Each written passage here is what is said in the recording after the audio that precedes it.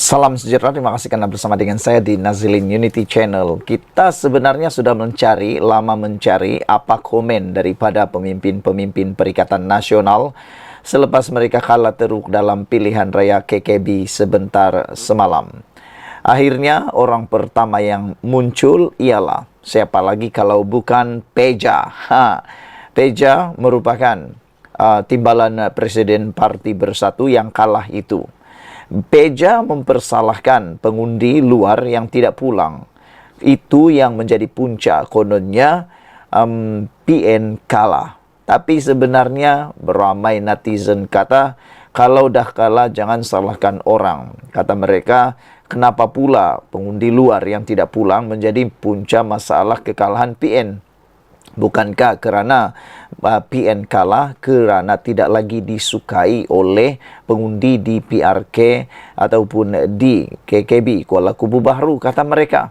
Ahmad Faizal akhirnya bersuara kata bahawa pengundi luar tidak pulang punca PN kalah PRK KKB. Apa pula pendapat anda tentang dapatan daripada Peja ini? Adakah anda setuju dengan dapatan Peja tersebut? Perikatan Nasional tidak menolak kemungkinan faktor pekerja luar yang tidak pulang mengundi menyebabkan parti itu kalah dalam pilihan raya kecil PRK Dewan Undangan Negeri Kuala Kubu Bahru pada Sabtu. Ramai yang kata itu bukan kerana mereka tak pulang, tapi kerana protes mereka terhadap Perikatan Nasional. Dan juga ada juga yang kata mengaku sajalah itu ialah hukum karma untuk orang yang mengkhianat Pakatan Harapan dalam langkah Sheraton yang lepas, termasuklah Parti Bersatu yang tiba-tiba menjadi pengkhianat besar, kata mereka. Janganlah salahkan pula pengundi yang tak pulang, kata mereka lagi. Timbalan pengerusinya, Datuk Seri Ahmad Faizal Azumu berkata, daripada analisis awal yang dilakukan pihaknya, didapati peratusan pengundi luar balik mengundi pada PRK KKB adalah rendah. Kita dapati ada kumpulan yang bekerja di luar tidak mengambil kesempatan untuk pulang mengundi dan kita lihat di situ peratusannya rendah, katanya. Tapi netizen menjawab persoalan ini, menjawab pengakuan daripada Faizal Azum ini, mengatakan bahawa belum tentu yang pulang itu nanti menyokong PN. Silap-silap hari bulan yang tak pulang itu akan lebih menyokong Pakatan Harapan, kata mereka. Kalau yang tak pulang itu menyokong Pakatan Harapan, silap hari bulan majoritinya lebih besar lagi menyokong Pakatan Harapan, kata mereka lagi. Karena kebanyakan yang bekerja di luar itu ialah orang yang bekerja di bandar yang mungkin sudah terpengaruh dengan sentimen menolak Perikatan Nasional. Faizal Azumu berkata demikian pada sidang media mengenai keputusan PRK Kuala Kubu Bahru di Pusat Gerakan Utama PN di Bandar Utama Batangkali di sini pada Sabtu. Hadir sama pengerusi PN Selangor merangkap pengarah PRK Kuala Kubu Bahru, Datuk Seri Muhammad Azmin Ali. Pakatan Harapan PH terdahulu dilapor berjaya mempertahankan kerusi Dewan Undangan Negeri Kuala Kubu Bahru yang disandang sejak 2013 selepas calonnya Pang Shou Tau menang dalam pilihan raya kecil PRK kali ini. Kemenangan itu juga menyaksikan wanita berusia 31 tahun berkenan menewaskan 3 pencabarnya, iaitu calon Perikatan Nasional PN Khairul Azhari Saud, Hafizah Zainuddin mewakili Parti Rakyat Malaysia dan seorang lagi calon bebas. Mengulas lanjut, Ahmad Faizal juga timbalan Presiden Parti Pribumi Bersatu Malaysia Bersatu berkata, peratusan keluar mengundi secara keseluruhan yang direkodkan juga rendah, iaitu sekitar 61% sahaja. Sekian dulu untuk kali ini. Jangan lupa ikuti terus ulasan selepas ini. Jangan lupa tinggalkan komen anda. Adakah anda setuju dengan tindakan itu? Malaysia kita punya, kita jaga sama-sama, cintai Malaysiaku. Kita jumpa lagi. Bye-bye. Salam sejahtera, terima kasih karena bersama dengan saya di Nazilin Unity Channel. Saya tertarik dengan satu hantaran di laman YouTube yang menulis dengan kata, walaupun Perikatan Nasional berkempen dengan jual agama, jual kaum dan serangan peribadi, mereka tetap kalah. Senjata PN tumpul dalam pilihan raya dan diramalkan PN akan terus tumpul dan akhirnya tidak akan menang lagi walau satu pun kerusi di mana-mana negeri. Itu ramalan dan itu juga dianggap bernas. Ada logiknya. Senjata ataupun senjata PN tumpul. Walaupun jual agama, jual bangsa, jual kaum dan serangan pribadi tetap tidak berjaya. Walaupun DAP dianggap sebagai satu entiti yang sering diserang dengan serangan-serangan begitu, tapi kali ini masih menang. Kenapa?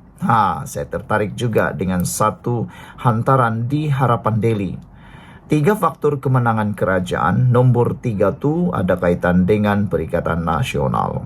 Kerajaan perpaduan berjaya membuktikan sokongan pengundi kepada pemerintah masih lagi kuat selepas memenangi kerusi Dewan Undangan Negeri Kuala Kubu Bahru dengan majoriti yang cukup selesa. Bagi Setiausaha Agung Amanah Fadzil, terdapat 3 faktor yang mendorong kemenangan itu. Dengan salah satunya berpunca daripada penolakan rakyat terhadap politik 3R, yaitu agama, kaum, dan raja. Faktor pertama adalah keyakinan rakyat terhadap kemampuan kerajaan melaksanakan dasar perubahan untuk menyelesaikan masalah rakyat. Agenda ekonomi yang dilaksanakan Perdana Menteri Datuk Seri Anwar Ibrahim telah mula menunjukkan hasil dan ini memberi impak kepada kompas pengundian dalam PRK ini, ujarnya dalam satu ulasan terbarunya. Faktor kedua adalah komitmen Jentera Perpaduan PHBN yang tinggi dan kerjasama kedua-dua parti yang kukuh. Menurutnya, pengukuhan jentera kedua-dua parti itu penting kerana ia melambangkan persefahaman di peringkat akar umbi yang menjadi kekuatan kerjasama koalisi politik baharu negara. Manakala faktor ketiga pula ialah kemenangan kepada blok pemerintah disebabkan pengundi terutama Melayu menolak politik 3R dimainkan Perikatan Nasional. Melayu terutamanya ahli dan penyokong UMNO telah kembali menyokong UMNO yang mengukuhkan kerjasama PHBN. Orang Melayu mula sedar pentingnya agenda pembangunan berbanding politik gulau dan sempit yang merugikan, ujar beliau. Selain itu, Faiz berpandangan kemenangan di ketiga-tiga PDM yang difokuskan amanah iaitu Kuala Kubu Baru, Air Jernih dan Kerling menunjukkan jentera parti itu semakin matang dan bersemangat untuk terus berjuang memastikan kemenangan perpaduan dalam pilihan raya umum ke-16. Beliau menyifatkan majoriti 3,869 undi diperoleh oleh Pang Sok Tau adalah kemenangan sangat signifikan kepada kerajaan perpaduan. Selain daripada itu, satu lagi laporan yang lebih menarik ialah buat kali pertamanya anggota beruniform kembali menyokong kerajaan pertama kali. Ada rakan parti mesej dekat mana? Maaf tidak hadir ke Sentul kerana saya memilih ke Kuala Kubu Bahru. Ini cerita daripada Norman Rezwan.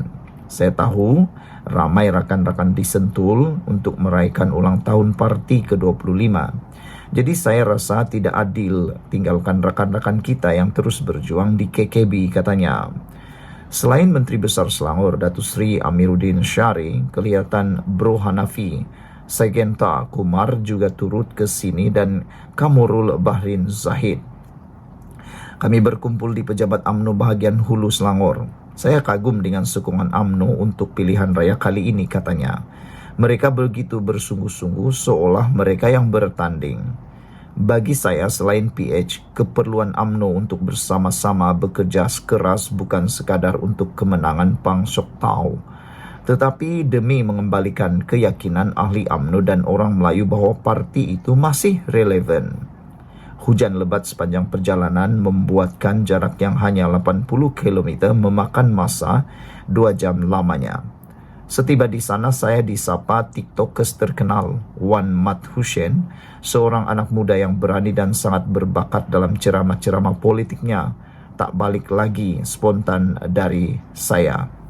Saya salut kepadanya sebab dia hadir pada hari Khamis lalu untuk bersama TikTokers sepatutnya pulang selepas itu, tetapi terus bersama hingga ke saat akhir perjuangan. Sekejap lagi saya nak balik Kelantan, kata Wan Mat Hussein. Saya ucapkan selamat dan terima kasih atas pengorbanan membantu calon. Anak muda sepertinya yang kita mahukan bersemangat untuk berjuang hingga ke akhir. Bercerita mengenai pilihan rakyat kecil PRK ini jelas menunjukkan sokongan bukan Melayu kepada calon perpaduan 95%, manakala orang Melayu sekitar 32%. Lebih menarik akhirnya, undi POS atau undi awal buat pertama kalinya kembali menyokong kerajaan memerintah, yaitu Dewan Undangan Negeri Kuala Kubu Bahru PRN 2023. PN mendapat 530 undi daripada undi POS. Pakatan Harapan dapat 146 undi. Sekarang, PRK Kuala Kubu Bahru 2024, PH mendapat 592 undi dan PN pula mendapat 156 undi. Bermakna, hasutan perkauman tidak lagi berkesan kepada anggota beruniform di KKB. Ya, signal yang baik dan saya harap usaha berterusan dengan gerakan ILID untuk membawa kembali anggota beruniform bersama kerajaan untuk memastikan usaha reform negara berjaya. Menambah nikmat kemenangan semalam apabila 3 kawasan majoriti Melayu berjaya dimenangi kerajaan perpaduan yang dulu dimiliki oleh Perikatan Nasional. Ia signal kejayaan UMNO bersama sokongan gerak kerja Pakatan Harapan berkempen di kawasan tersebut. Tahniah. Jika kerjasama ini mampu kekal hingga PRU 16 nanti, tiada mustahil kerajaan perpaduan akan kekal sekali lagi. Kenapa saya kata begitu?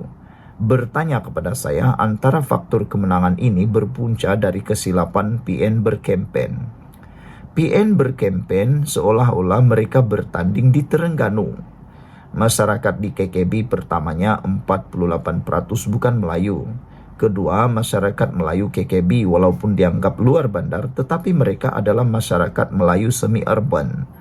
Keceluparan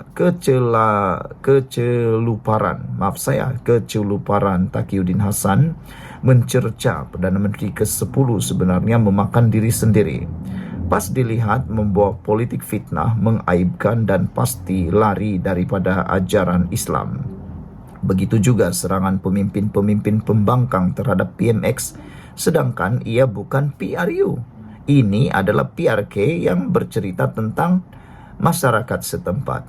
Sepatutnya serangan dituju kepada Menteri Besar Selangor kerana ia soal takbir urus negeri. Apabila berkempen lari dari konteks pilihan raya di KKB itu sendiri, yaitu permasalahan setempat, rakyat Melayu yang bijak di KKB merasakan PN hanya memainkan kempen sentimen fitnah dan kebencian. Apa kami rakyat di KKB dapat? Manifesto lewat dari Perikatan Nasional.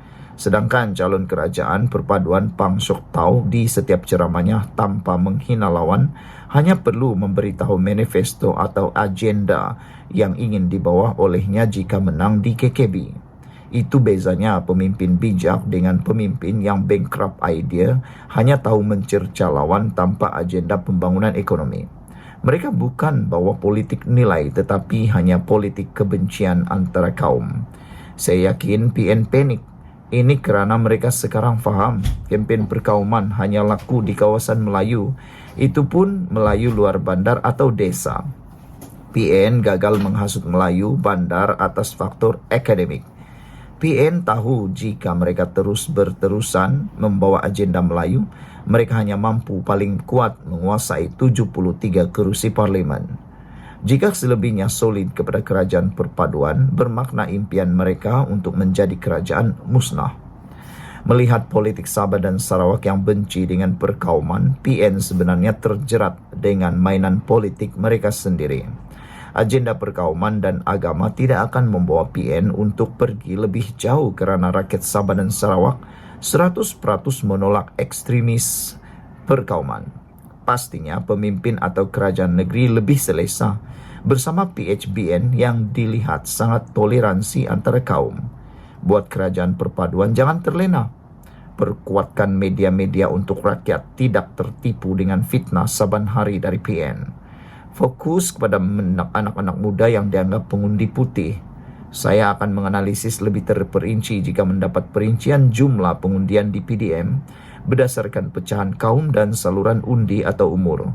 Postmortem perlu dilakukan di mana faktor kemenangan dan kelemahan di PRKKKB ini. Sekian dulu untuk kali ini. Jangan lupa tinggalkan komen Anda. Ikuti terus ulasan selepas ini.